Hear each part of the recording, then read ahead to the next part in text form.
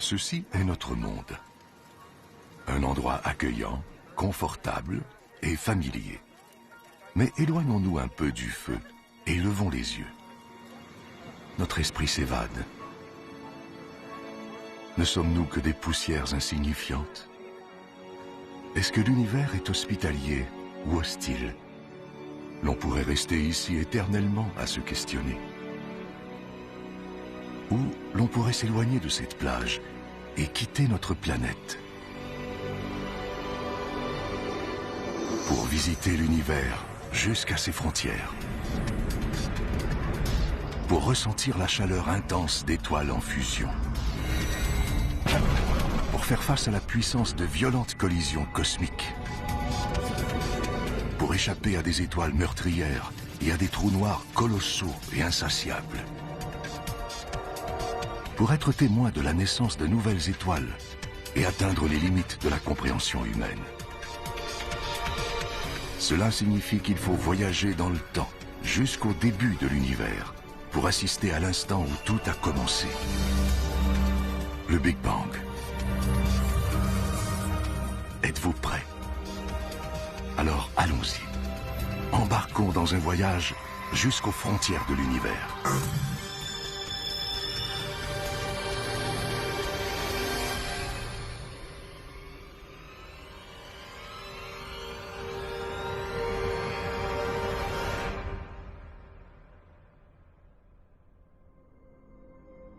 La limite de l'espace, à seulement 100 km, à peine 1 heure de route de la maison.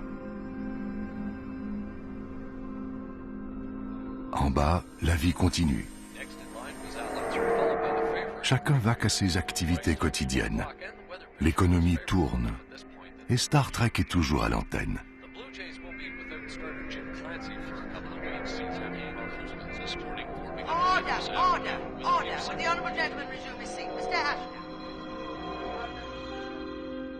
Mais il faut laisser tout ça derrière nous.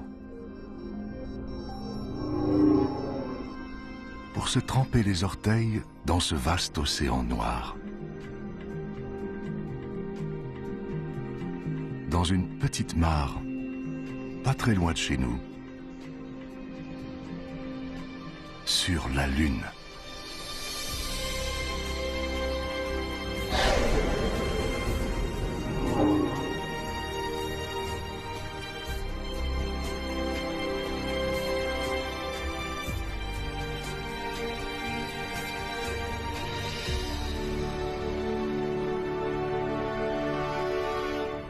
Nous sommes à environ 400 000 km de la Terre. 3 jours en vaisseau spatial. C'est réconfortant de rester près de chez nous. Des douzaines d'astronautes ont fait ce périple avant nous. 12 d'entre eux ont marché sur la Lune.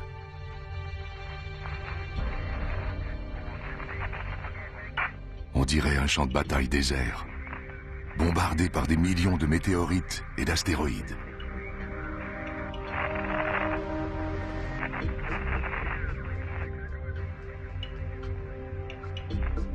Mais tout est silencieux maintenant. De toute évidence, il n'y a eu aucune collision importante depuis des millions d'années. Le module lunaire d'Apollo 11.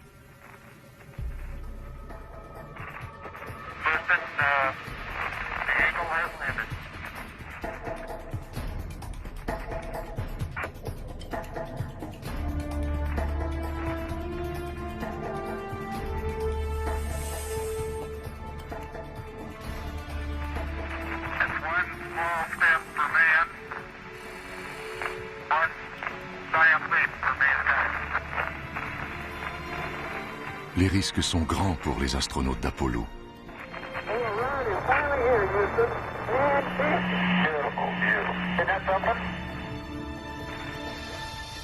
Mais la récompense est unique. Voir notre planète comme personne ne l'a vue auparavant et être les premiers à fouler ce sol. Visiter un autre monde. Un monde bombardé par les radiations mortelles du Soleil. Un champ infini de lave congelée et de tas de roches grises.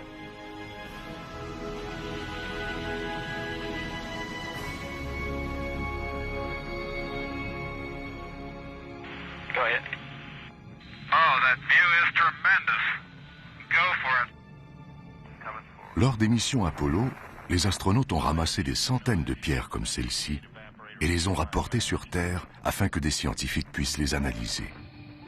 Mais finalement, ces roches ne sont pas si banales.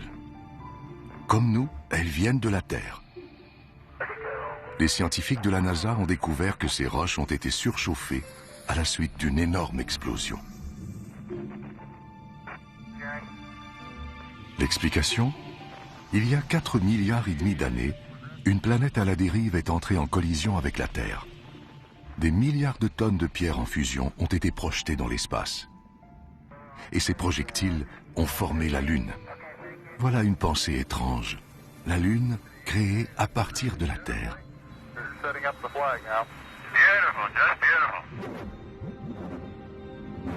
Les traces de pas de Neil Armstrong. On dirait qu'elles datent d'hier. Il n'y a pas de vent pour les recouvrir de poussière. Elles devraient donc rester intactes pendant des millions d'années. Peut-être plus longtemps que nous.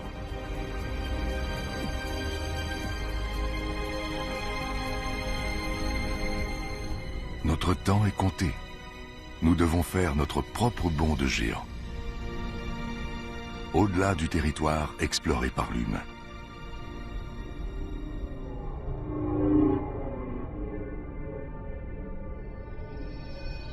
Dans l'obscurité, un visage amical. La déesse de l'amour, Vénus.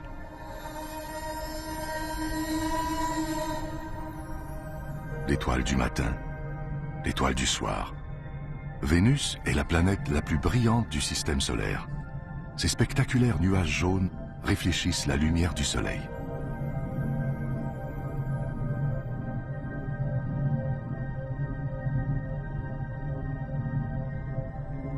C'est la sœur de notre planète. Sa taille et sa gravité sont similaires à celles de la Terre. Nous devrions être en sécurité ici. Mais la sonde spatiale Vénus Express nous apprend que ces nuages éblouissants sont composés d'acide sulfurique mortel et que l'atmosphère de la planète est chargée de dioxyde de carbone. Il faut rester sur nos gardes.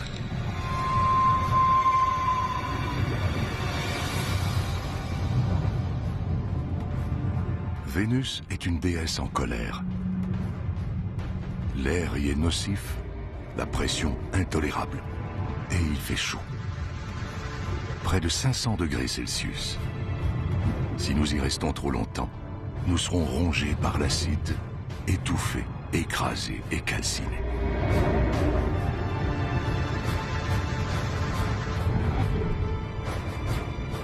Rien ne peut survivre ici.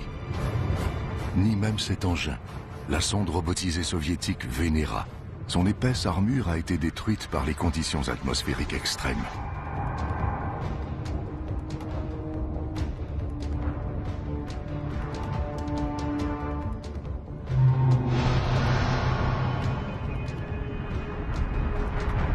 Elle est si belle vue de la Terre. Mais on constate en se rapprochant que Vénus est une sœur diabolique, parsemée de milliers de volcans.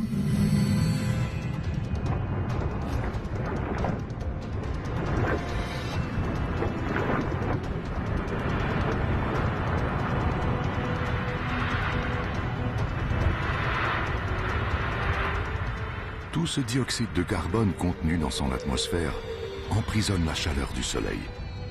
C'est le réchauffement climatique à la puissance 10. Vénus a peut-être déjà été plus calme, comme sa sœur la Terre. Si c'est le cas, ce pourrait être l'avenir de notre planète.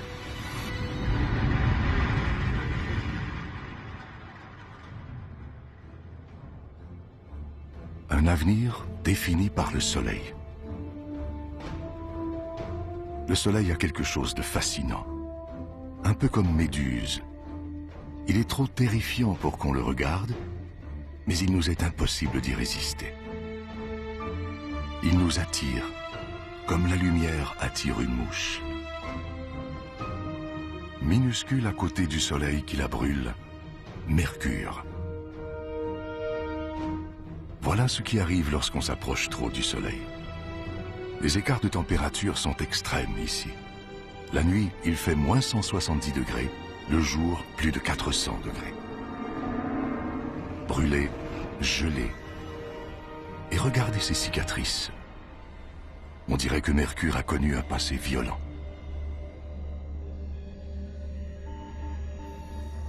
La sonde spatiale Messenger. Elle nous révèle quelque chose d'étrange. Pour une planète de sa taille, Mercure a une attraction gravitationnelle très puissante. Elle doit être plus massive qu'elle ne paraît. C'est comme une immense boule de fer recouverte d'une mince couche de roche. Le noyau de ce qui fut une plus grande planète. Mais où est le reste? Peut-être qu'une planète à la dérive a heurté Mercure, fracassant ainsi ses couches extérieures.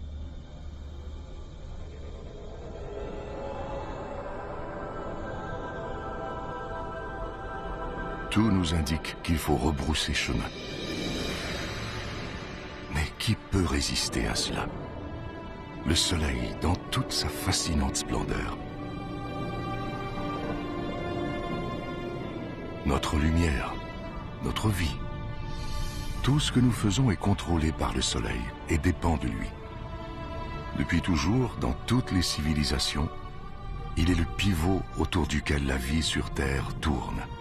Il alimente nos cultures, structure nos journées, inspire nos croyances.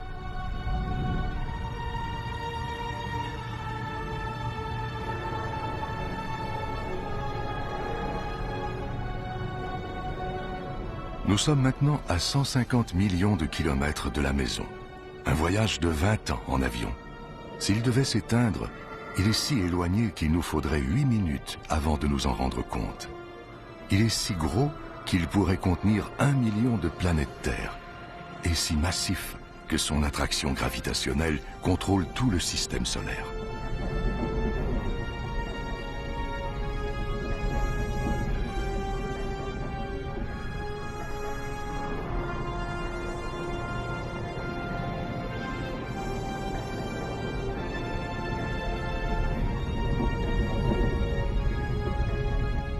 Nous le voyons tous les jours.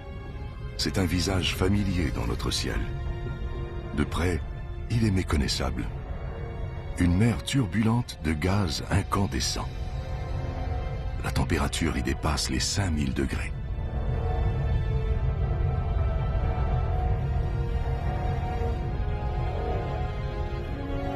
Dans son noyau, elle doit bien atteindre les dizaines de millions de degrés.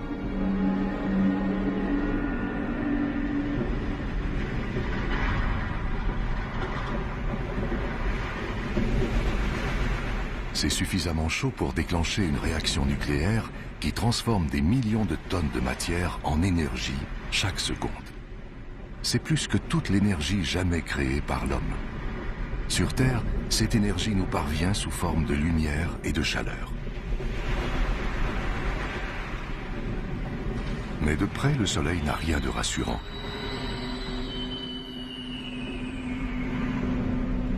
Il déborde d'activité électrique et magnétique. Il explose, créant ainsi ces énormes boucles de gaz incandescents appelées des protubérances solaires.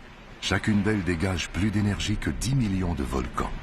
On pourrait placer la Terre sous une de ces boucles et il resterait encore des dizaines de milliers de kilomètres d'espace libre.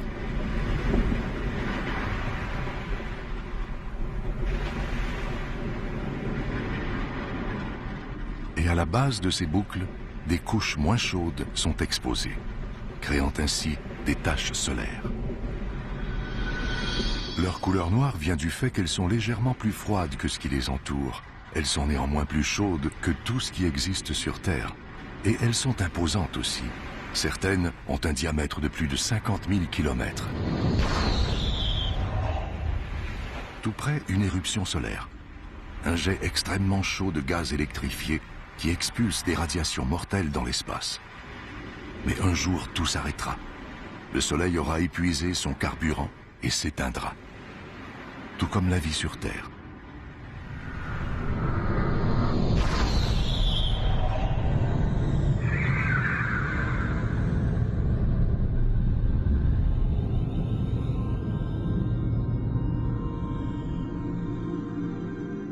le Soleil donne la vie, mais il la détruit aussi. Il veut qu'on garde nos distances.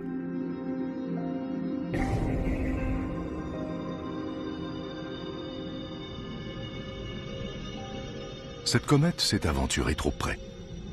La chaleur du Soleil l'a fait bouillir, créant ainsi une queue qui s'étend sur des millions de kilomètres.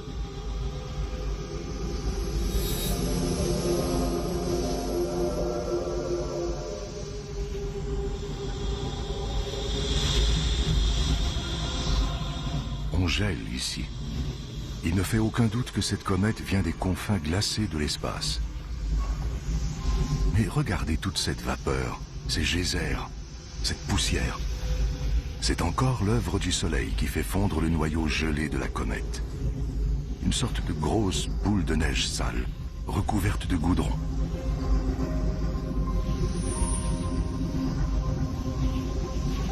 Et de minuscules morceaux de ce qui semble être de la matière organique, préservés dans la glace depuis... qui sait depuis quand? Peut-être depuis la naissance du système solaire. Si une comète comme celle-ci s'était écrasée sur la jeune Terre il y a des milliards d'années, peut-être aurait-elle apporté de la matière organique et de l'eau, les ingrédients de base de la vie. Elle aurait peut-être semé les graines de la vie sur Terre, une vie qui aurait mené à vous et moi.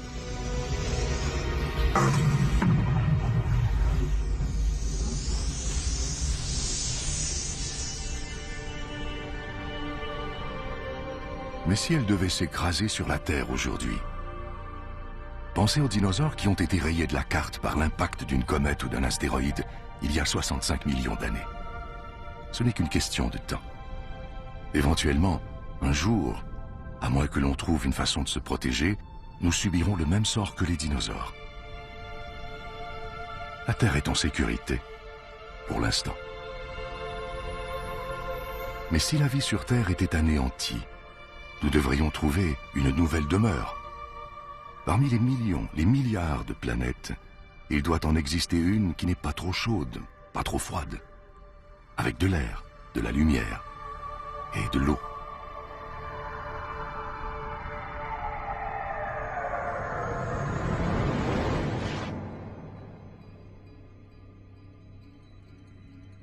La planète rouge, Mars. Pendant des siècles, nous nous sommes tournés vers Mars, espérant y trouver de la compagnie, des signes de vie.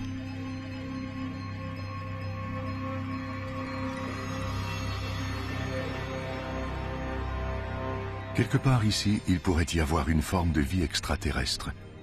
Mais sommes-nous prêts à la découvrir? Sommes-nous prêts à réécrire les livres d'histoire, à reconsidérer nos connaissances scientifiques, à transformer complètement notre monde? Ce que nous sommes sur le point de trouver pourrait tout changer.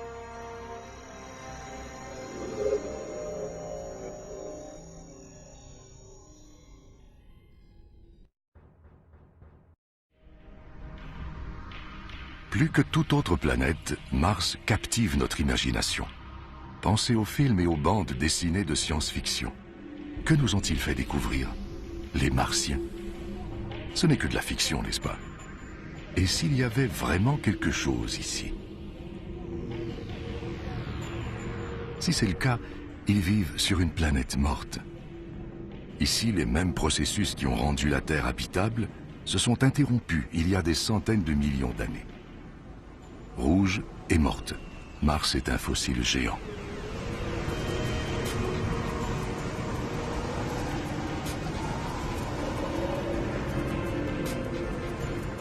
Un tourbillon de poussière.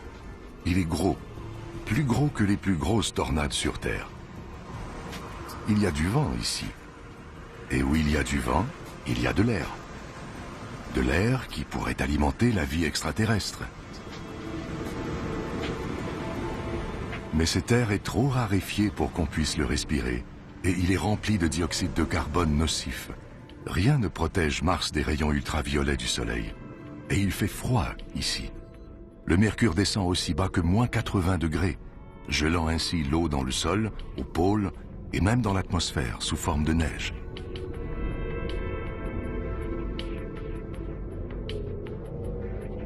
Difficile de croire qu'il pourrait y avoir de la vie ici. Pourtant, sur Terre, des créatures survivent dans le froid extrême, même dans les fosses les plus profondes et obscures des océans.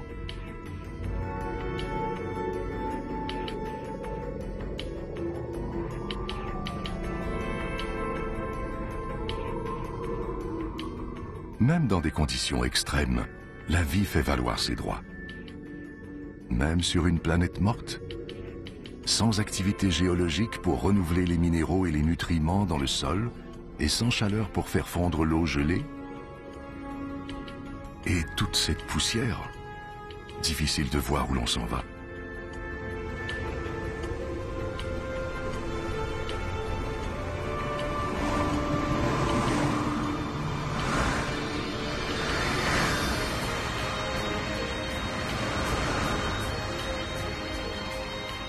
Olympus Mons, un ancien volcan immense, 3 fois plus haut que l'Everest.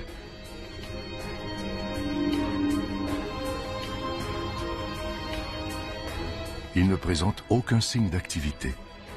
Depuis sa découverte dans les années 1970, on l'a déclaré éteint.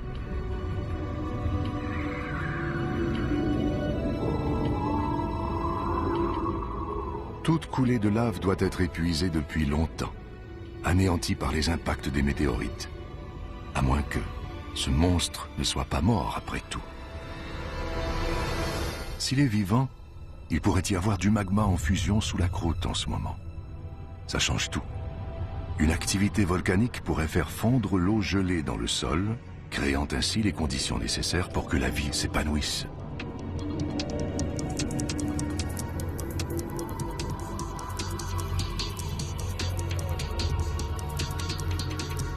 Comparé à cela, le Grand Canyon ressemble à une fissure dans le trottoir. C'est à perte de vue. Ce canyon est si long qu'il traverserait toute l'Amérique du Nord. Il y a des signes d'érosion et des lits de rivières asséchés. Comme si l'activité volcanique avait fait fondre de l'eau gelée dans le sol, qui aurait ensuite déferlé dans ce canyon.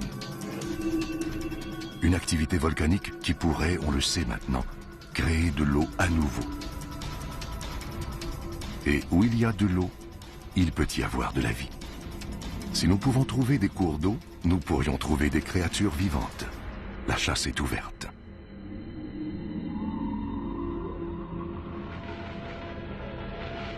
Déambulant dans ce paysage de désolation, le robot mobile de la NASA, Opportunity.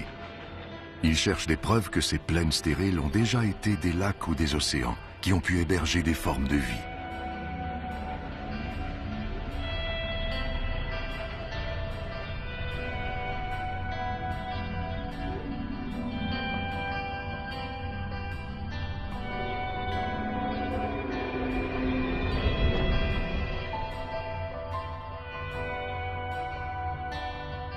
Et regardez ça. Chaque fois qu'une sonde en orbite autour de Mars détecte une de ces ravines, elle en trouve de nouvelles. C'est une autre preuve que Mars est bel et bien vivante, qu'il y a peut-être de l'eau qui s'écoule sous sa surface, créant ces ravines. De l'eau qui pourrait alimenter la vie martienne.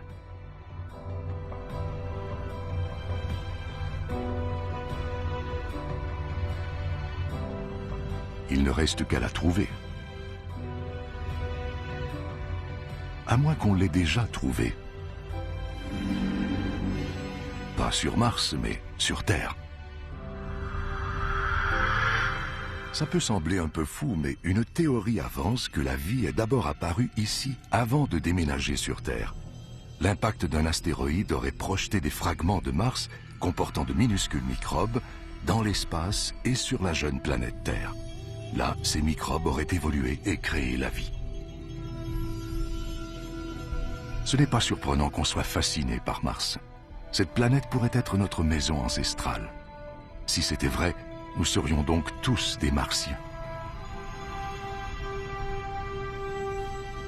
La planète Mars telle que nous la connaissons n'existerait plus, remplacée par cette nouvelle planète active et en constante évolution. Et si nous connaissions très peu Mars, la planète la plus étudiée du système solaire, quelle autre surprise nous attend? Il doit y avoir d'autres secrets qui ne demandent qu'à être découverts,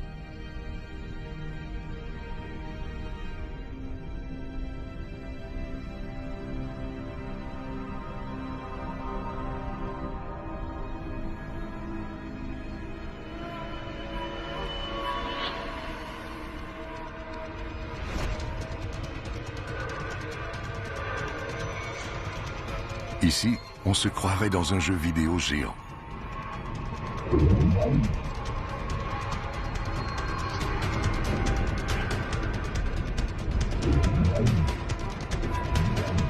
Mais ces astéroïdes sont bien réels. Certains mesurent des centaines de kilomètres. Celui-ci doit mesurer environ 30 kilomètres. Et regardez. Il n'a pas dû être facile de poser une sonde sur un astéroïde voyageant à 80 000 km à l'heure. C'est beaucoup d'efforts pour étudier un caillou. Un de ces cailloux qui peuvent entrer en collision avec d'autres, se briser et tomber sur Terre sous la forme de météorites. Or, ce sont des cailloux comme ceux-ci qui se sont agglomérés pour former les planètes, dont la nôtre.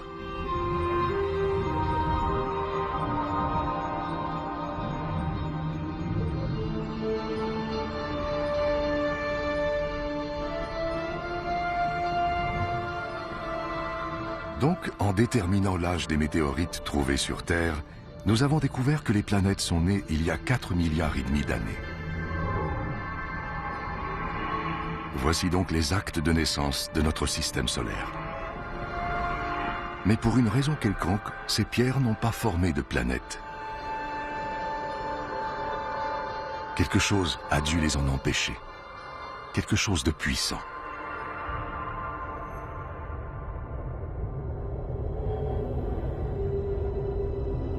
Jupiter. Quel monstre! Au moins 1000 fois plus grosse que la Terre. Si énorme qu'elle pourrait contenir toutes les autres planètes. Quelque chose d'aussi gros influence grandement ses voisins. Son attraction gravitationnelle empêche les astéroïdes de former une planète.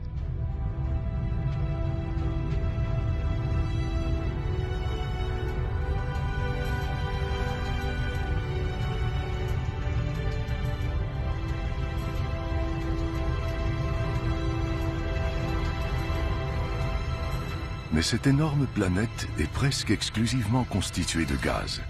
Si on atterrit ici, on s'enfoncera et on ne touchera probablement jamais de surface solide.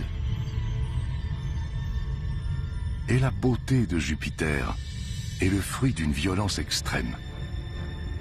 Elle tourne à une vitesse folle, ce qui crée des vents pouvant atteindre des centaines de kilomètres à l'heure et façonne ces nuages en bandes, en remous et en tourbillons. Et ça, la légendaire tache rouge. La tempête la plus grosse et la plus violente de tout le système solaire. Elle fait au moins 3 fois la taille de la Terre et elle dure depuis 300 ans.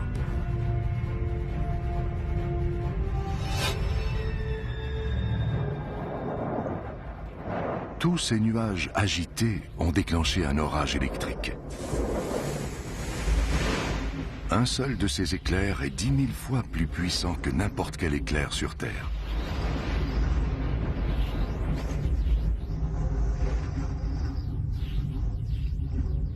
Le meilleur endroit, l'endroit le plus sécuritaire d'où admirer Jupiter, c'est de loin. Regardez ces lumières. Elles ressemblent à des aurores boréales qui dansent autour des pôles. Mais le compteur Geiger s'emballe. Ces lumières sont mortelles. Elles sont générées par des radiations létales aspirées de l'espace par le puissant champ magnétique de Jupiter.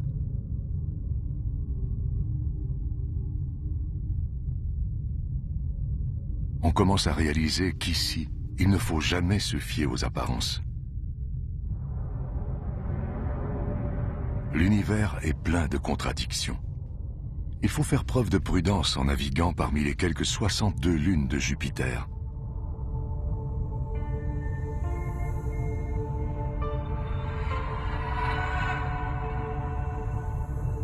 Cette lune multicolore s'appelle Io.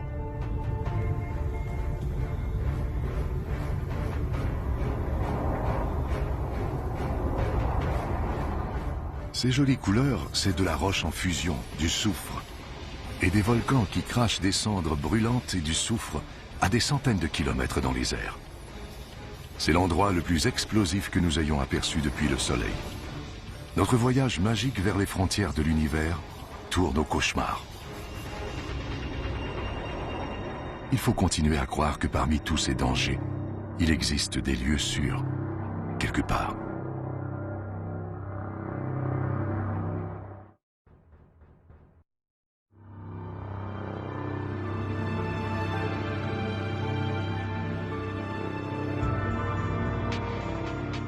Nous sommes à 650 millions de kilomètres de la Terre.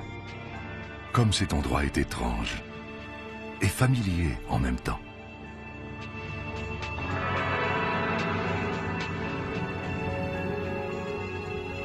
C'est un peu comme l'Arctique, avec toute cette glace, toutes ces crêtes et ces fissures. C'est une autre lune de Jupiter, Europe. Peut-être que comme dans l'Arctique, cette glace flotte sur de l'eau liquide.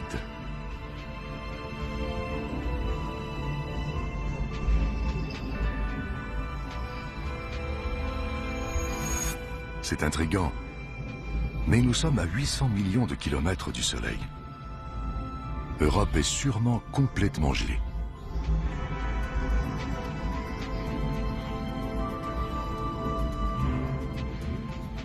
À moins que l'attraction gravitationnelle de Jupiter crée de la friction dans son noyau. Ainsi, Europe ne serait pas complètement gelée et la vie pourrait se développer dans les eaux situées sous sa croûte de glace. Nous nous trouvons peut-être à quelques mètres d'une vie extraterrestre, d'un écosystème complet de microbes, de crustacés et peut-être même de calmars. Seule cette couche de glace nous sépare d'une possible vie extraterrestre. Mais d'ici à ce qu'on envoie un vaisseau spatial percer la glace, Europe demeurera l'un des plus grands mystères du système solaire.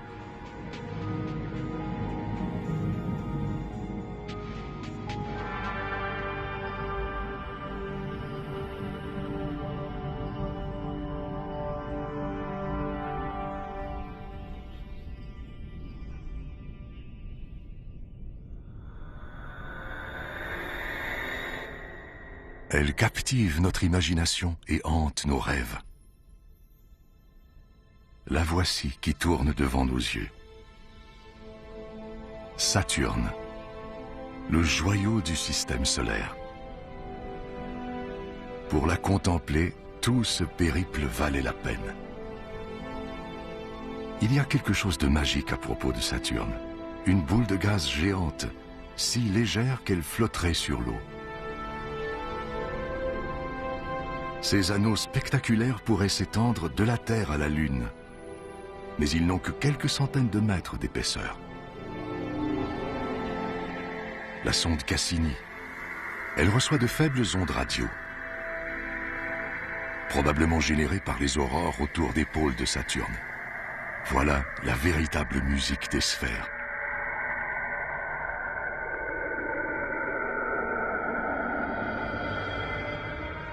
Elle nous raconte que ces anneaux sont probablement les restes d'une lune détruite par l'attraction gravitationnelle de Saturne.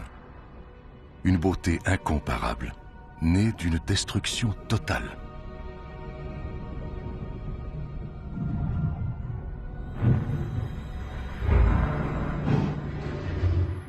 Des milliards de morceaux de glace, certains petits comme des glaçons, d'autres grands comme une maison. Ils entrent en collision, se brisent et se reforment. C'est un peu comme une photographie de l'enfance de notre système solaire, alors que des poussières et des gaz tournaient autour du jeune soleil. La gravité s'est mise à l'œuvre pour rassembler tous ces débris et notre planète est née.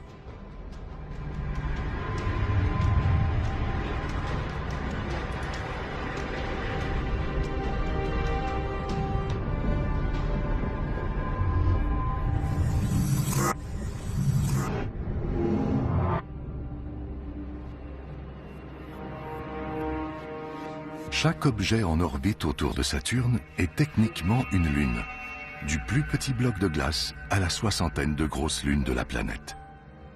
Parmi celles-ci, il y en a une qui est plus grosse que notre lune et même que Mercure, Titan. Elle est recouverte d'épais nuages.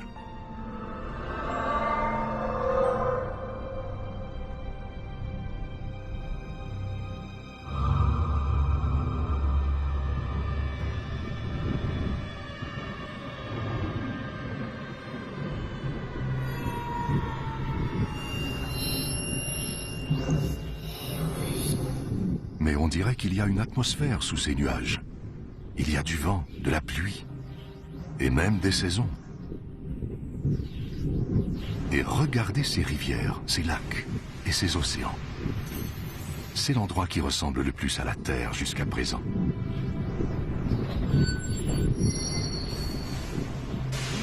Toutefois, ce n'est pas de l'eau qui coule ici, mais du gaz naturel liquide. Il doit y avoir des milliers de fois plus de gaz naturel que dans toutes les réserves de la Terre. Si nous pouvions en rapporter chez nous, il alimenterait nos villes et nos voitures pendant des milliers d'années. Ou peut-être pourrons-nous l'utiliser un jour pour alimenter une colonie, dans le cas où il n'y aurait pas déjà de vie sur Titan. La sonde spatiale Huygens, relâchée par Cassini sur la surface de Titan, est là pour le découvrir.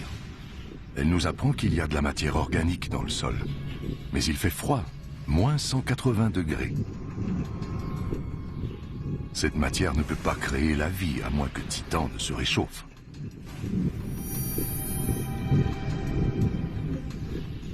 On prévoit que le Soleil se réchauffera. À ce moment, peut-être que la vie jaillira ici, tout comme elle l'a fait sur la Terre il y a des milliards d'années. Comme la Terre deviendra trop chaude pour nous, peut-être déménagerons-nous sur Titan. Cette lune lointaine pourrait devenir notre nouveau foyer.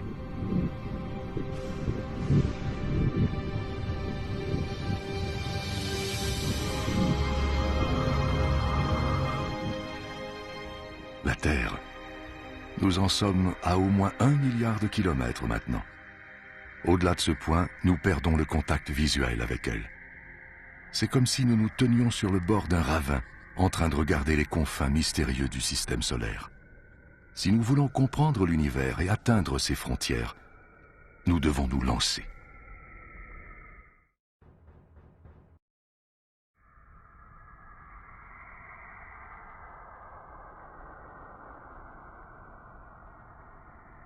Invisible de la Terre, inconnu pendant une grande partie de l'histoire de l'humanité, nous voici aux confins du système solaire. C'est comme si nous plongions dans les profondeurs de l'océan.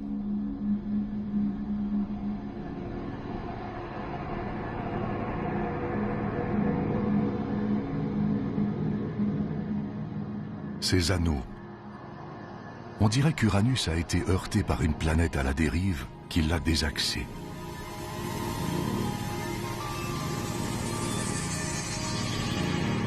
C'est sinistre ici, et on se sent seul. Pourtant, nous avons à peine quitté le rivage.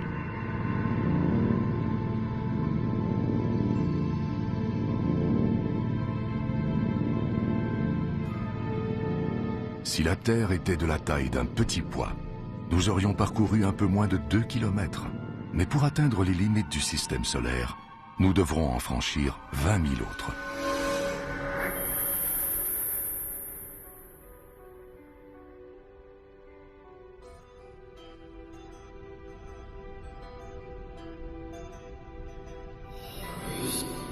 Une autre bête étrange surgit des profondeurs, le dieu de la mer, Neptune.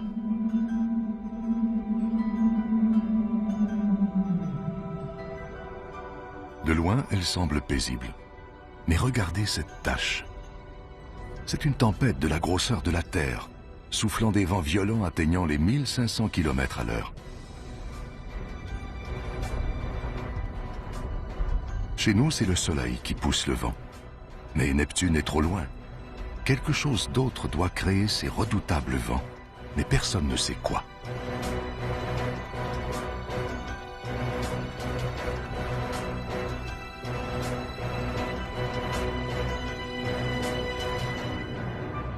Tout juste au-delà de Neptune, une de ses lunes, Triton.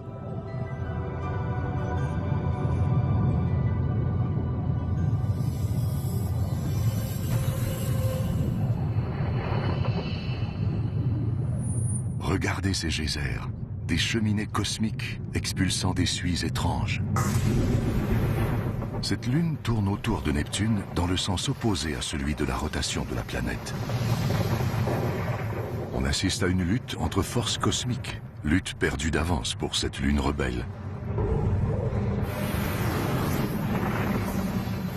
La puissante attraction gravitationnelle de Neptune exerce une grande pression sur Triton, la ralentissant et l'attirant vers elle. Un jour, Triton sera déchiré par le dieu de la mer.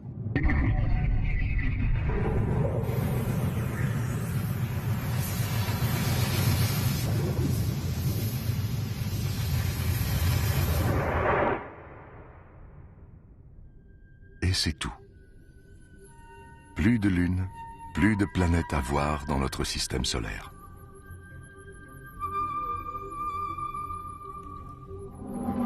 Mais jetez un coup d'œil par ici. Ce n'est pas le vide. C'est bourré de roches gelées et de sphères glacées. Comme Pluton.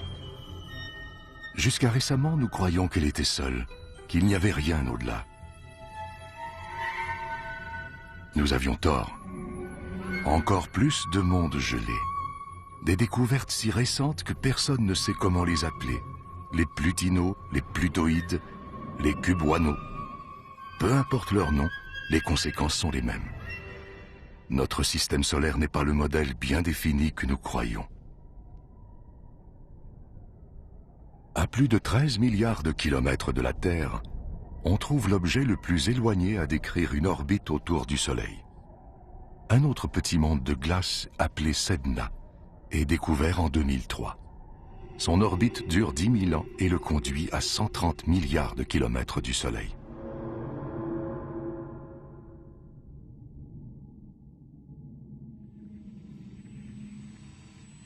Il y a quelque chose d'autre ici.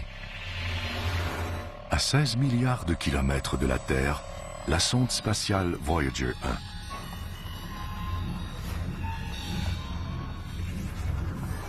Sans cette sonde, nous n'aurions aucune image des planètes géantes et nous ne saurions rien de leurs lunes étranges.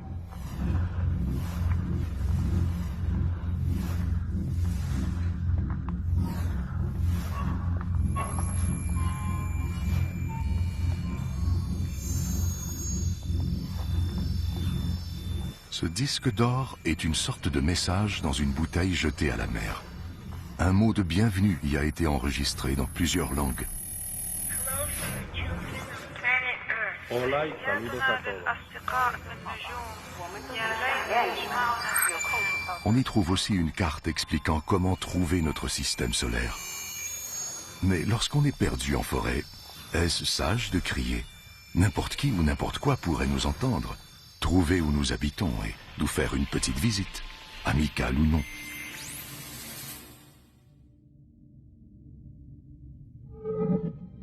Un nuage d'iceberg cosmique. Il ressemble à la comète que nous avons croisée plus tôt. Peut-être venait-elle d'ici. Comme les comètes qui ont semé les graines de la vie sur Terre il y a des milliards d'années.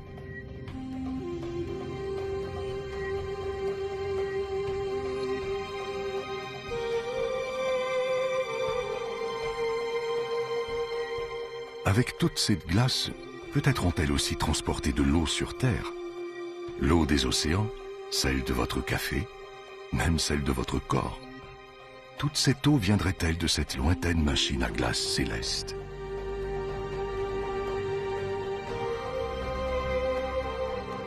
Nous sommes à 8 millions de kilomètres de chez nous, c'est-à-dire à 8 billions de kilomètres. Et notre périple ne fait que commencer. Devant nous, des billions de kilomètres et des milliards d'étoiles. Nous y sommes. Il est temps de sauter dans l'immensité de l'univers, dans l'espace interstellaire.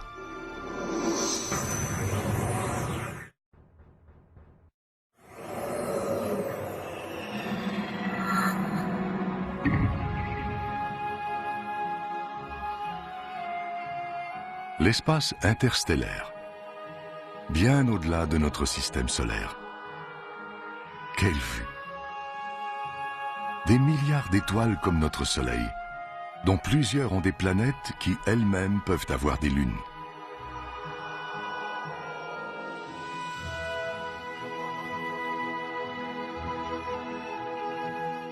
Difficile de choisir dans quelle direction aller. Les possibilités sont infinies dans toutes les directions. Peu importe où nous irons, nous aurons besoin d'un sérieux coup d'accélérateur.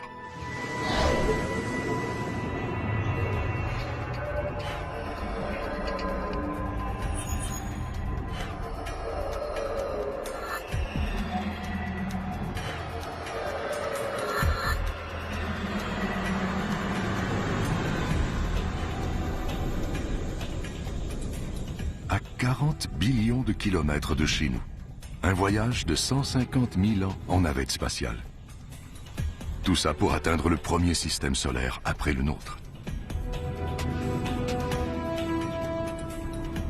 Alpha du Centaure. Une étoile et deux autres plus loin. Elles tournent l'une autour de l'autre, prisonnières d'un balai céleste. La gravité de chaque étoile attire l'autre. Seule leur extraordinaire vitesse orbitale les tient éloignées.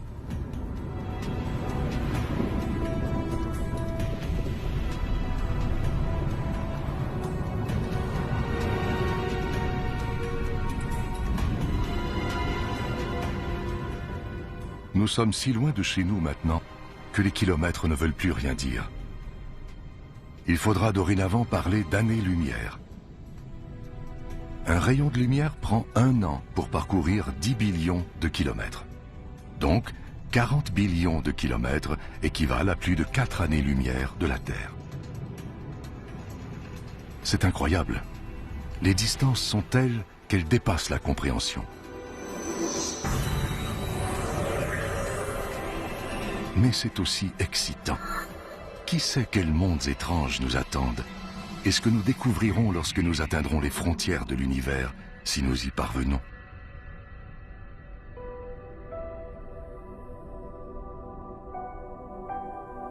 À 10 années-lumière de la Terre se trouve l'étoile Epsilon d'Éridan.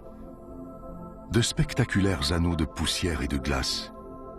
Et quelque part dans tout ça, des débris s'assemblent pour former des planètes qui naissent devant nos yeux.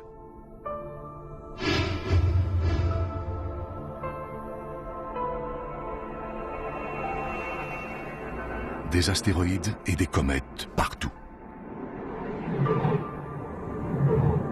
C'est un peu comme regarder notre propre système solaire il y a des milliards d'années.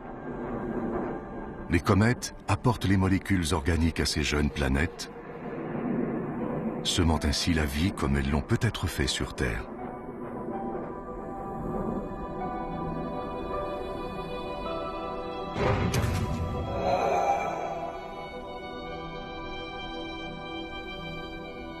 Au milieu de tout ça, on retrouve une étoile plus petite que notre Soleil. Elle est encore toute jeune. S'il y a de la vie dans ce système solaire, elle est très primitive.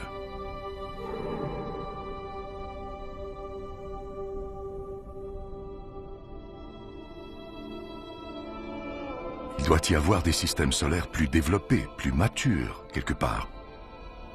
Mais ça revient à chercher une aiguille dans une botte de foin cosmique.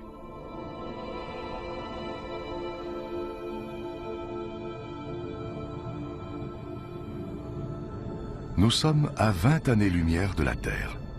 L'étoile Gliese 581.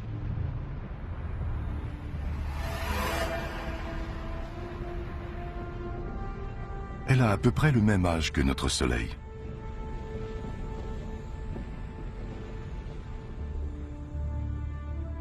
Et en orbite autour d'elle, cette planète. Elle est à une bonne distance de son Soleil.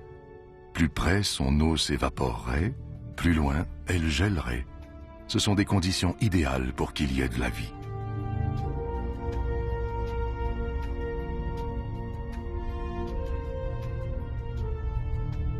Et si une comète l'avait heurtée et y avait apporté de l'eau et de la matière organique? La vie, des êtres complexes comme nous et même des civilisations comme la nôtre s'y trouvent peut-être en cet instant. S'il y a de la vie ici, même à cette distance, ses habitants pourraient capter nos ondes télévisuelles et regarder des émissions d'il y a 20 ans. C'est le temps que ces ondes prennent pour se rendre jusqu'ici.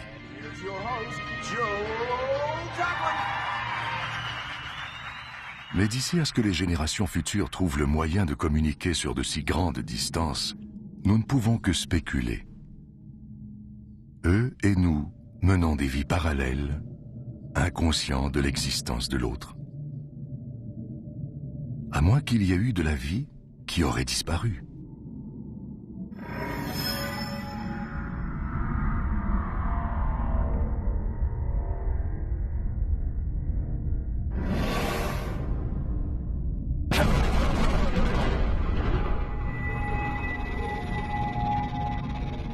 C'est le problème avec les comètes.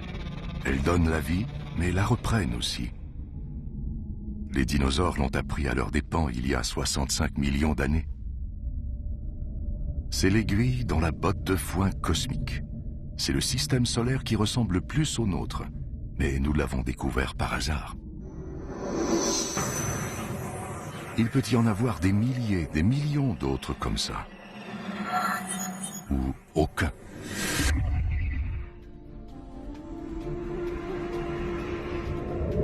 Voici Algol, l'œil du diable. Crainte depuis la nuit des temps. Vue de la Terre, on dirait une étoile qui clignote. Mais de près, on remarque qu'il s'agit en fait de deux étoiles. Et l'une aspire l'autre.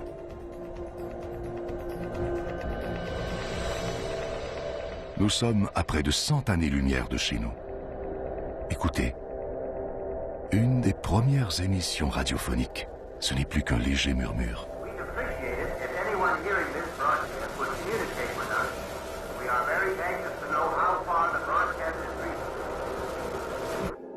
Puis c'est le silence. À partir d'ici, c'est comme si la Terre n'avait jamais existé. Les extraterrestres vivant au-delà de ce point ignorent tout de notre existence. Le moment où nous avons levé les yeux vers les étoiles et nous sommes demandé quelle était notre place dans l'univers nous paraît bien loin. Nous ne regardons plus les merveilles que nous rencontrons du même œil. En plus de nous en apprendre sur notre propre monde, elles nous font découvrir tout l'univers, son passé et son futur.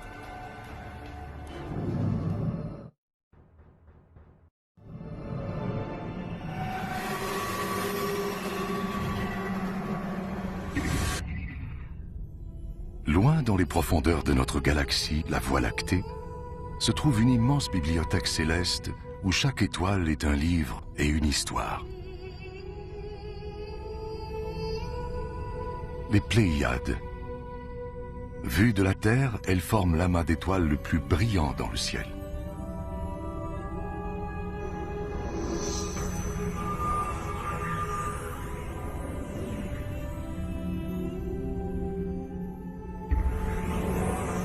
Et cette géante, c'est Bételgeuse, l'étoile la plus grosse et la plus brillante que nous ayons vue jusqu'à présent. Elle est au moins 600 fois plus grande que notre Soleil.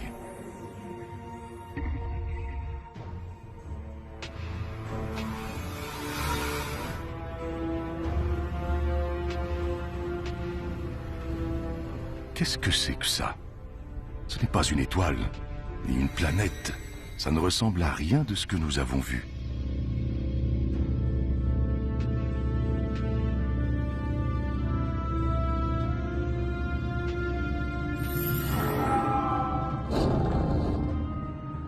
Ce spectre situé à plus de 1300 années-lumière de la Terre est le nuage d'Orion.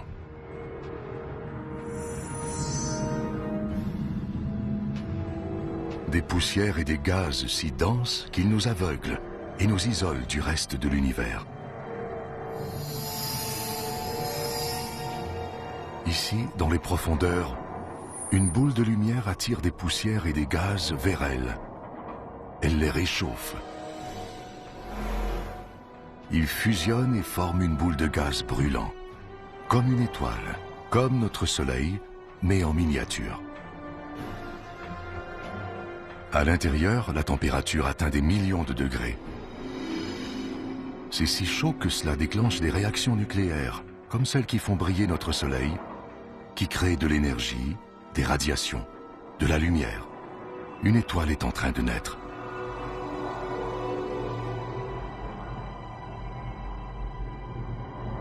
Ou plutôt des étoiles.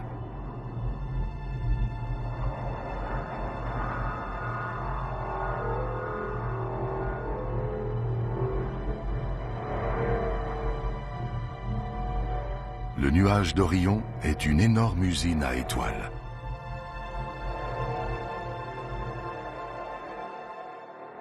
Nous assistons à la naissance d'un univers futur.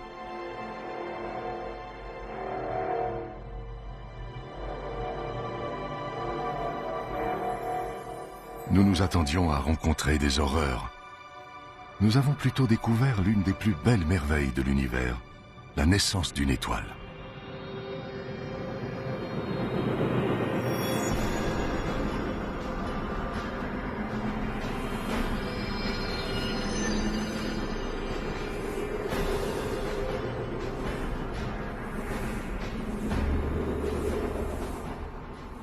Des jets de gaz propulsés à une vitesse de 200 000 km/h. Projetant des poussières et des gaz sur des millions de kilomètres.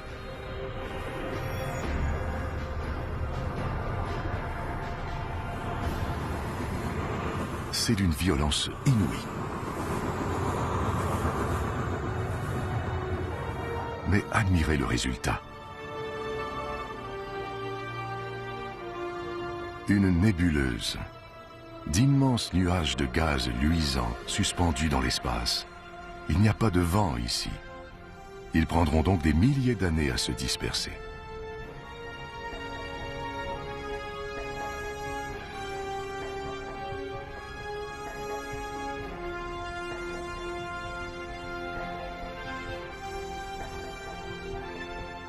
Nous avons vu bien des choses étranges, mais ça, c'est un chef-d'œuvre. Une tête de cheval géante qui se dresse dans l'espace.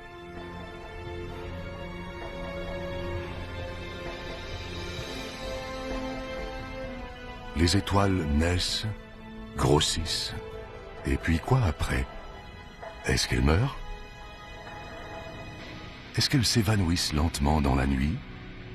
Ou périssent de façon spectaculaire?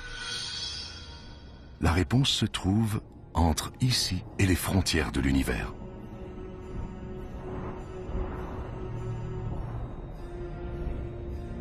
Près de 4000 années-lumière plus loin, des nuages lumineux suspendus dans l'espace, encerclant ce qui fut jadis une étoile comme notre Soleil. Tout ce qui reste d'elle, ce sont ces gaz aux couleurs vives. Ces éléments, issus de la fusion nucléaire au cœur de l'étoile, ont été relâchés dans l'espace à sa mort. Le vert et le violet sont l'hydrogène et l'hélium, les matières brutes de l'univers. Le rouge et le bleu sont l'azote et l'oxygène, les blocs de fondation de la vie sur Terre. Si nous vivons, c'est grâce à des étoiles comme celle-ci. L'oxygène de nos poumons, l'azote de notre ADN, tout a été créé par la fusion nucléaire dans des étoiles mortes longtemps avant la naissance de la Terre. Nous sommes faits de déchets nucléaires stellaires. Notre arbre généalogique commence ici.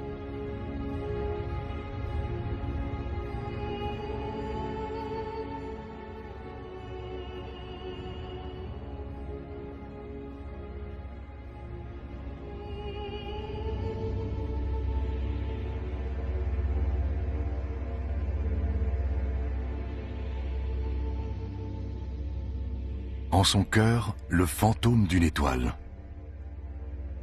C'est une naine blanche, chauffée à blanc. Petite mais incroyablement dense. C'est une étoile à l'agonie. Ses atomes ont fusionné et se collent les uns aux autres. Elle est si dense qu'une petite cuillerée à thé de cette naine blanche pèse 1 tonne. C'est un avant-goût inquiétant du destin de notre Soleil. Dans 6 milliards d'années, il deviendra une naine blanche. Sa mort signifiera la disparition de la vie sur Terre. On se demande combien d'autres mondes ont subi ce sort. Combien d'histoires ont été oubliées? Combien de livres célestes sont perdus à jamais?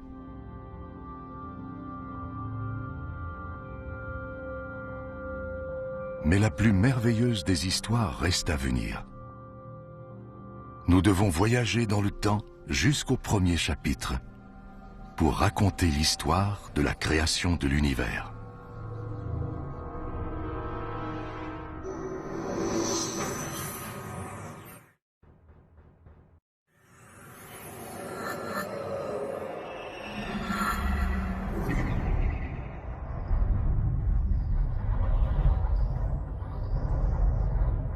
Les restes éparpillés d'une étoile morte, la nébuleuse du Crabe.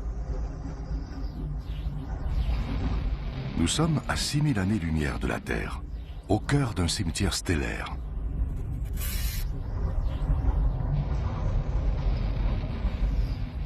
Des poussières et des gaz qui s'étendent sur des billions de kilomètres.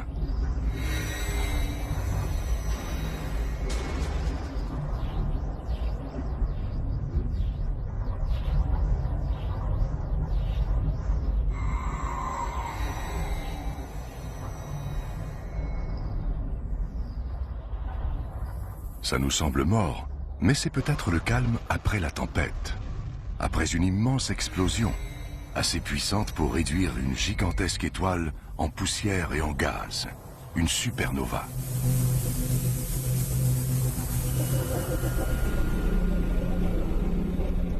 Le voici, l'œil de la tempête. Une étoile qui tourne sur elle-même et qui émet des pulsations. Un pulsar. La gravité a dû compresser le noyau de l'étoile géante pour en faire ceci.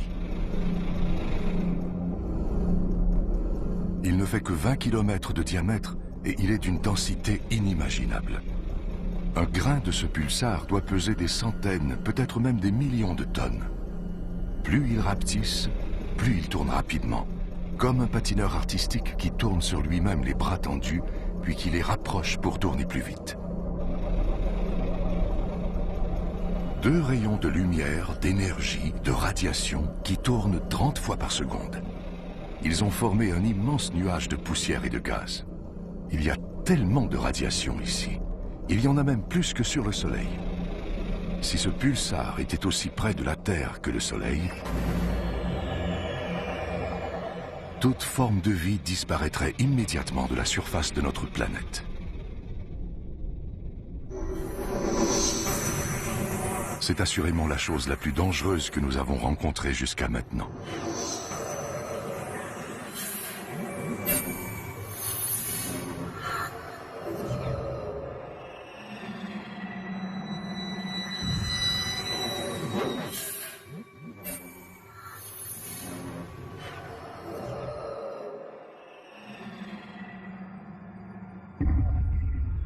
Quelle sensation bizarre. C'est comme si quelque chose de mauvais s'approchait. Une présence malveillante. La chose que nous ne voulions pas rencontrer. Complètement noire. Cachant les étoiles derrière elle. Nous regardons la mort droit dans les yeux. Ce sont les restes d'une étoile géante. Un trou noir.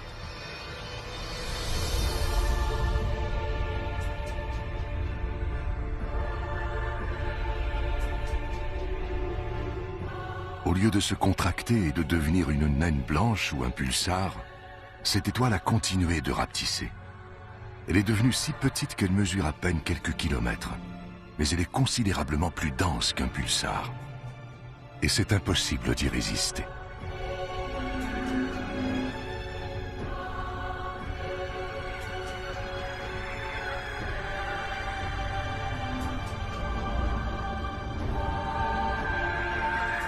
Impossible d'y échapper une fois qu'on s'y est aventuré trop près.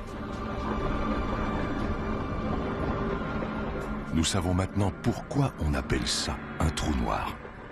La gravité y est si intense que même la lumière ne peut s'en échapper. Cet astéroïde, un morceau de pierre solide, s'étire. Il est attiré vers le trou béant. À l'intérieur, il n'y a aucune matière telle que nous la connaissons. Plus de temps, plus d'espace. Aucune loi de la physique ne tient.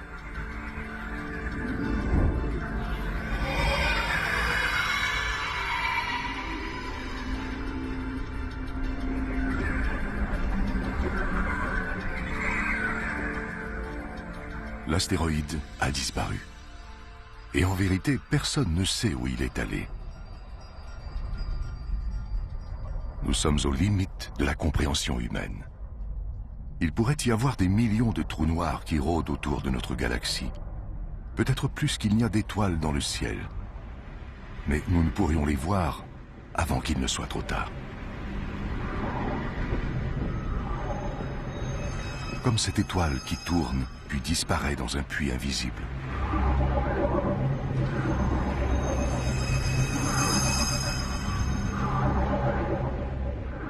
Qui sait, peut-être vivons-nous dans un vaste trou noir en ce moment même.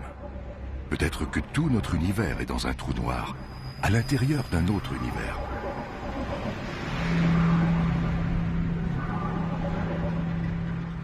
Parfois, on a l'impression que plus on voit de choses, moins on en sait. Nous savons toutefois que notre galaxie, la Voie lactée, est plus complexe et plus dangereuse que nous ne l'imaginions. Et nous ne l'avons toujours pas quittée. Le reste de l'univers s'étend toujours devant nous. Les merveilles, les dangers et les secrets se trouvent là-bas. Mais avant tout, nous devons trouver le moyen de sortir de cette Voie lactée.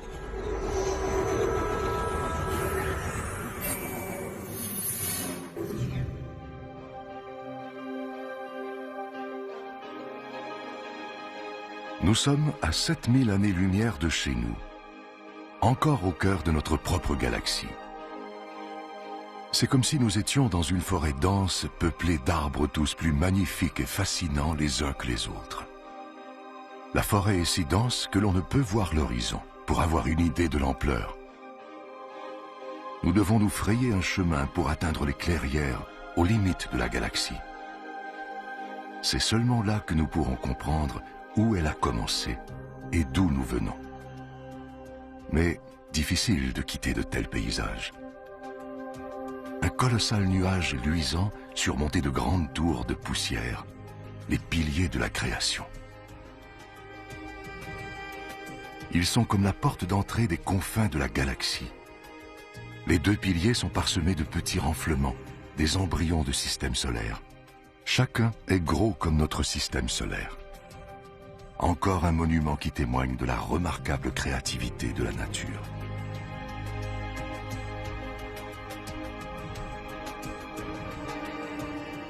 Mais il faut détourner notre regard de cette beauté captivante afin de poursuivre notre route vers les limites de la galaxie.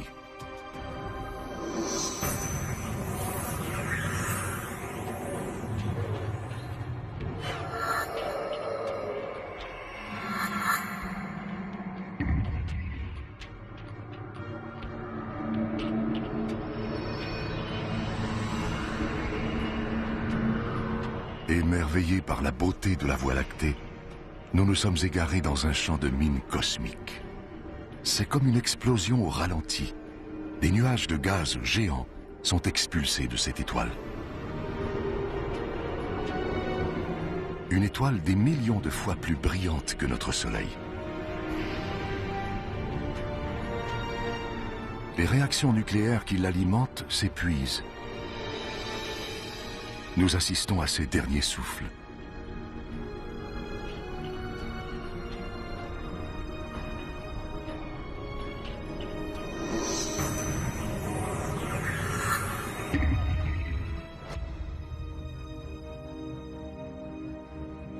Et au-delà, une étoile encore plus grosse et dangereusement instable.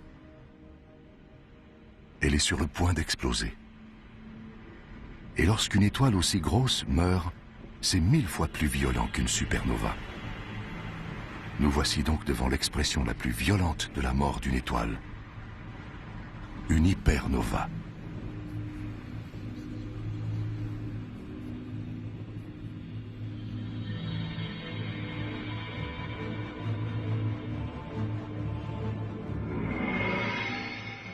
Le noyau se désintègre. Il devient un trou noir.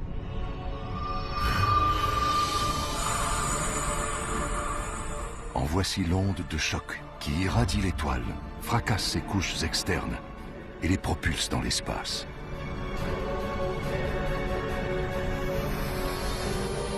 Il y a des radiations mortelles partout, en quantité suffisante pour avoir un effet catastrophique sur les malheureuses planètes à proximité. C'est peut-être une de ces hypernovas qui a causé l'extinction de toutes les espèces vivantes de la Terre il y a 450 millions d'années. Des hypernovas meurtrières, des comètes gelées, des planètes calcinées, des naines blanches, des géantes rouges, la Terre. De minuscules gouttes dans une vaste étendue de lumière blanche. Notre propre galaxie, la Voie lactée. Nous voulions savoir quelle était notre place dans l'univers. Voici la réponse.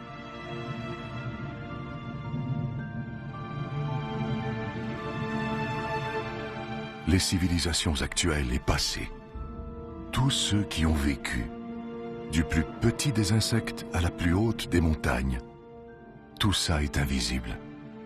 Pas même une petite poussière.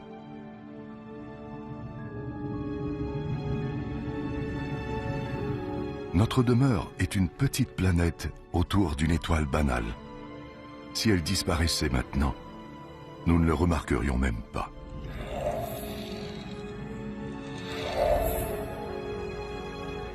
Et pourtant, jusqu'à présent, nous n'avons pas trouvé d'autre endroit où vivre, où nous pourrions vivre. Ce n'est qu'à cet instant, si loin de chez nous, que nous pouvons vraiment apprécier notre bonne vieille Terre. Regardez toutes ces étoiles. Il y en a des centaines de milliards. Il doit y en avoir au moins une, sinon davantage, qui peut accueillir la vie.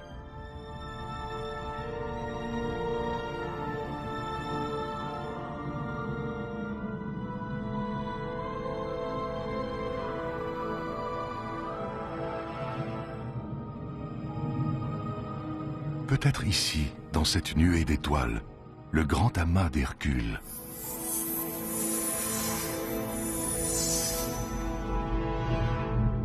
Dans les années 1970, des astronomes ont envoyé un message dans cette direction. Ce message décrit en détail la structure de notre ADN et comporte une carte de notre système solaire. Mais nous sommes si loin de la Terre que le message n'arrivera pas avant au moins 25 000 ans.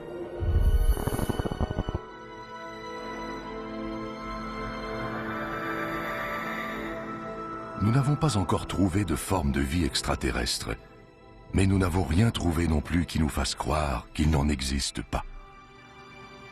Il existe une équation conçue pour estimer le nombre d'autres civilisations évoluées. Le résultat est étonnant. Il devrait y avoir des millions de civilisations, juste dans notre galaxie.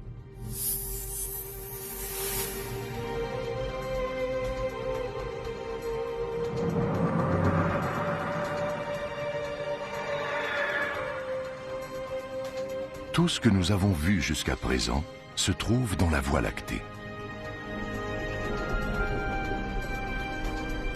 Nous avons maintenant l'occasion de voir d'autres galaxies, d'avoir un meilleur aperçu de la totalité de l'univers et peut-être de trouver la réponse à la question ultime. D'où vient tout cela? Il est maintenant temps de quitter notre galaxie et de pénétrer dans l'espace intergalactique.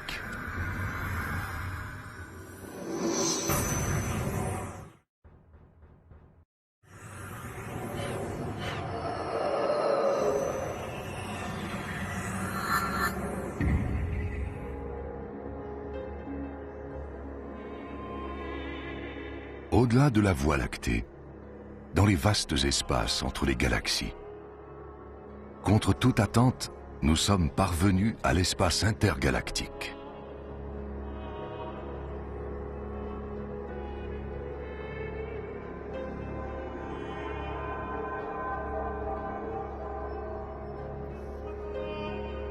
Ici, il n'y a rien à l'horizon. Les galaxies les plus proches sont à des centaines de milliers d'années-lumière. Les restes de galaxies déchirées par la puissante attraction gravitationnelle de la Voie lactée, répandus dans rien.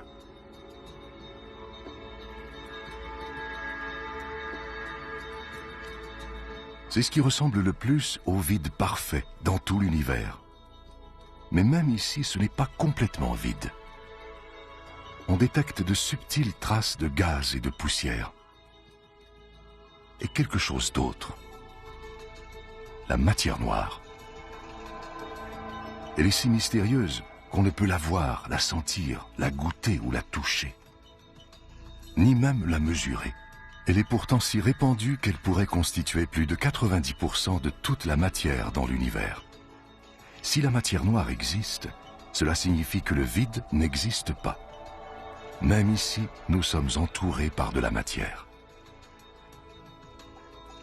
Nous en suspectons l'existence seulement en raison de l'étrange pouvoir qu'elle semble exercer sur les galaxies, comme celle-ci, le grand nuage de Magellan. À plus de 160 000 années-lumière de la Voie lactée, un voyage de 6 milliards d'années dans la navette spatiale la plus rapide, aux limites de la portée de son attraction gravitationnelle. Cette galaxie pourrait se perdre dans l'espace, mais quelque chose semble la retenir ici. Quelque chose d'invisible et de puissant. La matière noire. Des étoiles, des amas d'étoiles, des nébuleuses. Un énorme coffre au trésor astronomique.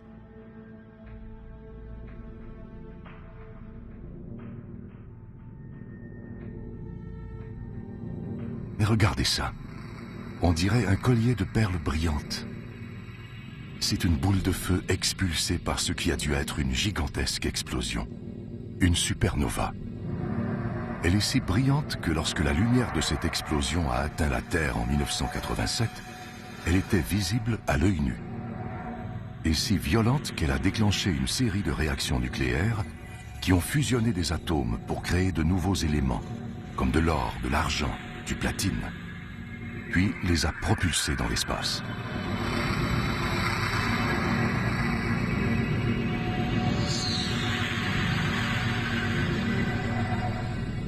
L'or de la bague à votre doigt a été forgé dans une immense supernova comme celle-ci, à des billions de kilomètres, il y a des milliards d'années. Avant de quitter la Terre, nous croyions que l'univers formait une entité distincte. Nous avions tort. L'univers et nous ne faisons qu'un.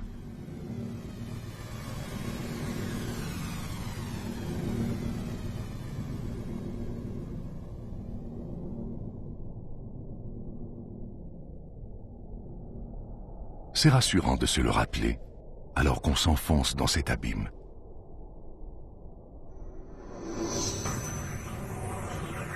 De plus en plus loin, de plus en plus vite.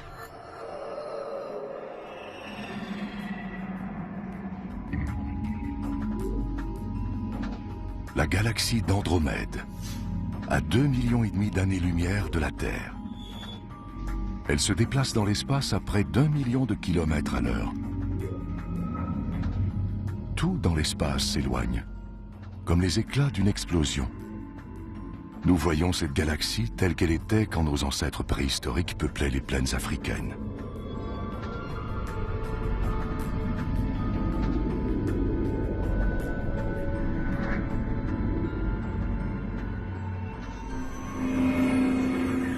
Il y a de l'ordre dans ce chaos.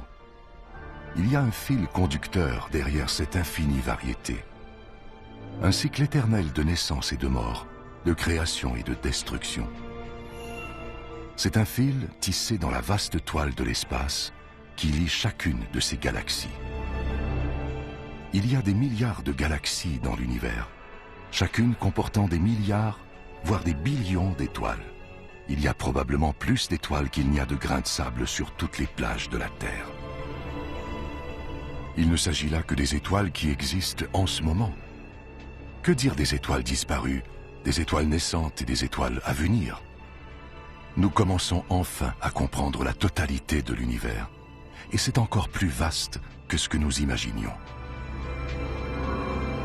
Cette galaxie, l'immense galaxie spirale M101, est si éloignée de la Terre qu'un message envoyé d'ici maintenant mettrait 27 millions d'années à se rendre chez nous. Qui sait si notre espèce ou notre planète serait encore là pour le recevoir?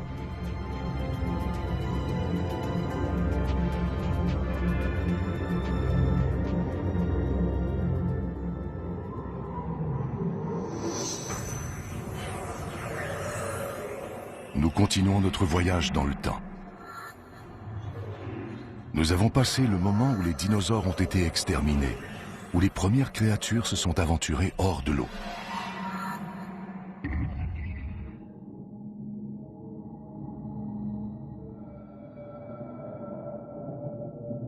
Nous sommes à 2 milliards d'années-lumière de chez nous. Nous approchons des frontières de l'univers. Nous retournons au début des temps.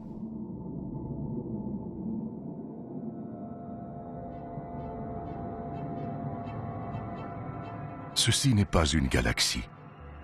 C'est plus brillant que des centaines de galaxies réunies. Un éblouissant rayon d'énergie expulsé sur des billions de kilomètres. Quelque chose d'aussi gros, d'aussi brillant, doit être incroyablement puissant. Notre expérience nous apprend qu'ici, puissance égale danger. On dirait un quasar, la chose la plus meurtrière de tout l'univers. Si c'est le cas, notre périple pourrait bien être terminé, juste au moment où nous pouvions en entrevoir la fin.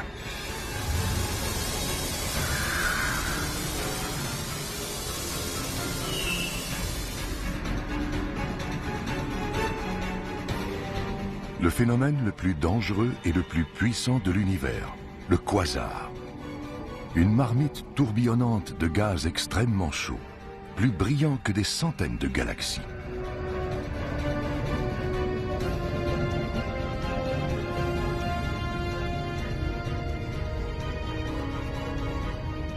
La source de cette puissance extraordinaire repose au cœur même de la bête. Un cœur obscur, un trou noir gigantesque, aussi lourd que des milliards de soleils.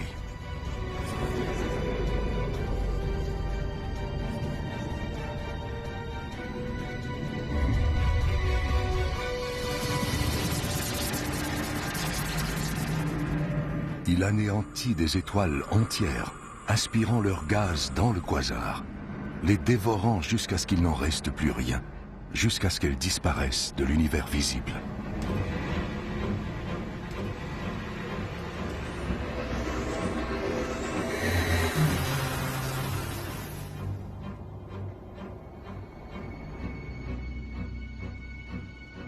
Nous avons vu le pire de ce que peut offrir l'univers, ses forces les plus destructrices.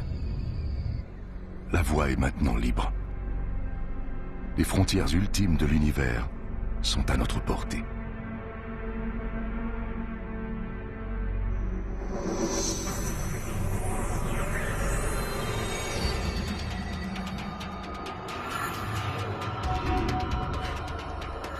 Mais il faut aller encore plus loin et encore plus vite si nous voulons atteindre les confins de l'univers.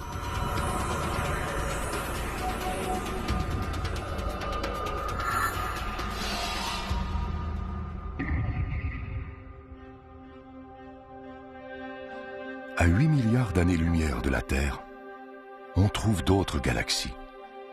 Mais celles-ci sont différentes. Elles sont déchiquetées, petites et rapprochées. Nous sommes si loin dans le passé que nous voyons ces galaxies comme elles étaient avant que naisse la Terre. Elles sont encore jeunes et en pleine expansion. Nous nous approchons du lieu et de l'explication de nos origines il y a 12 milliards d'années.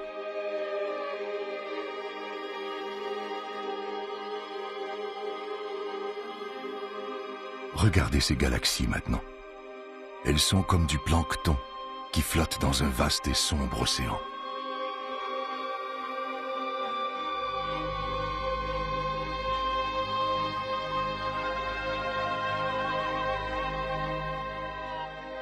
C'est magique. Des nuages de poussière et de gaz qui dansent, qui prennent forme, et qui fusionnent pour former des galaxies embryonnaires. C'est ainsi que notre propre galaxie est née.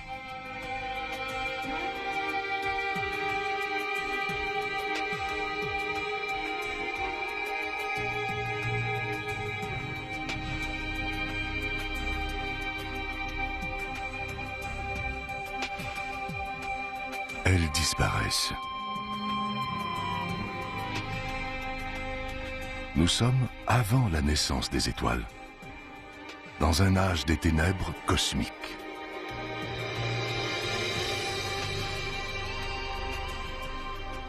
Et avant cela, la lumière, la lueur résiduelle d'une terrible explosion, l'explosion qui a créé l'univers.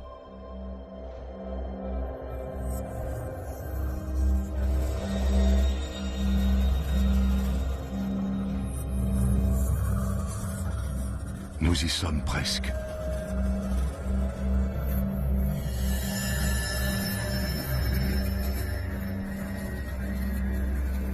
Ça y est, nous y voilà. Les frontières de l'univers, à 130 milliards de billions de kilomètres de la Terre, il y a 13 milliards et demi d'années. L'instant même du Big Bang. Le moment le plus violent et le plus créatif de toute l'histoire. Tout ce qui est survenu suit cet instant.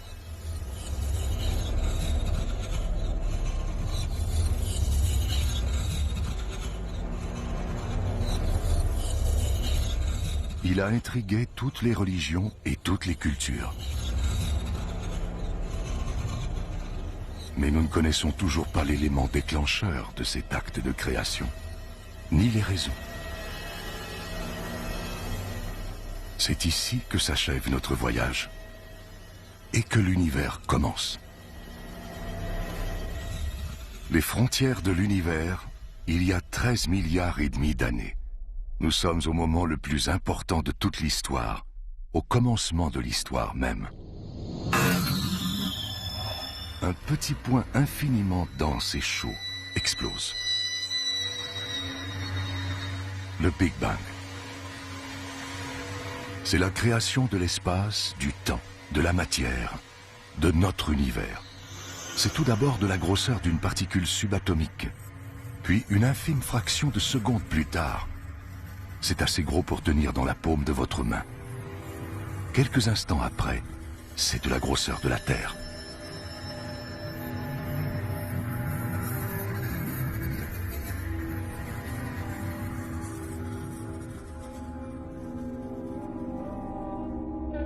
Aujourd'hui, la lumière du Big Bang se répand toujours, sous la forme d'ondes électromagnétiques.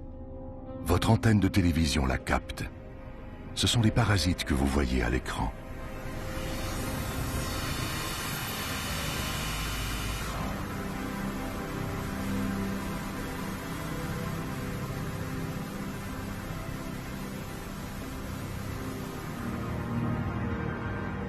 Nous poursuivons.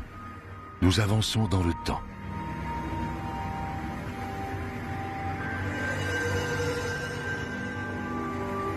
Tout ce que nous avons vu pendant notre voyage, ce sont des étincelles propagées par le Big Bang.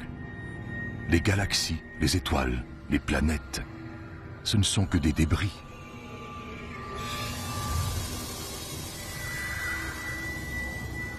De retour dans notre galaxie.